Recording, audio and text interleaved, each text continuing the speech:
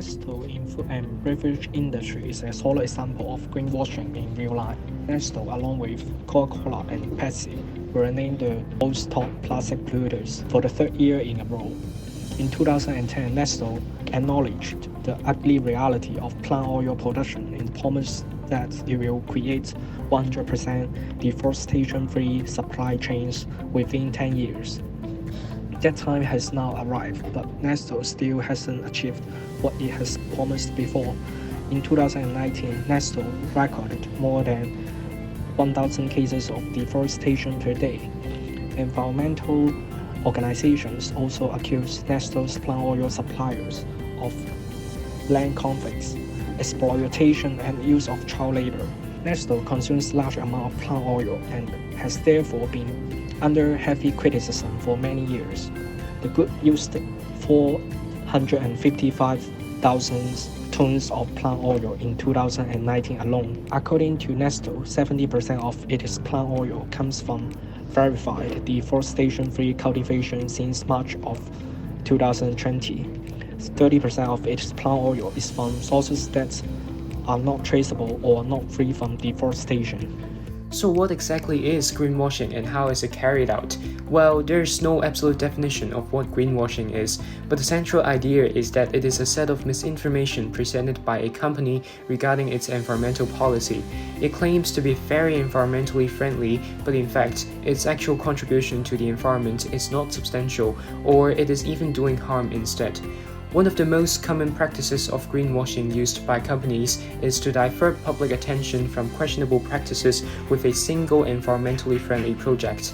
They introduce an overarching project that claims to be doing good for the environment, but often it is not the case. What do governments implement to fight against greenwashing? Several laws have been implemented in different parts of the world to fight against greenwashing. In the European Union, the Transparency and Monitoring of Claims Law ensures that companies provide science-based and verifiable methods regarding their green practices.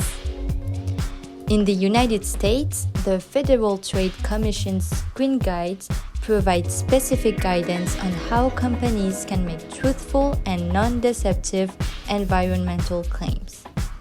However, regulations are still not very effective, and guilty companies face more negative publicity from their customers than actual penalties. Nestle and Coca-Cola still have not faced any charges since the claims have been made, which shows that regulations are yet to be improved.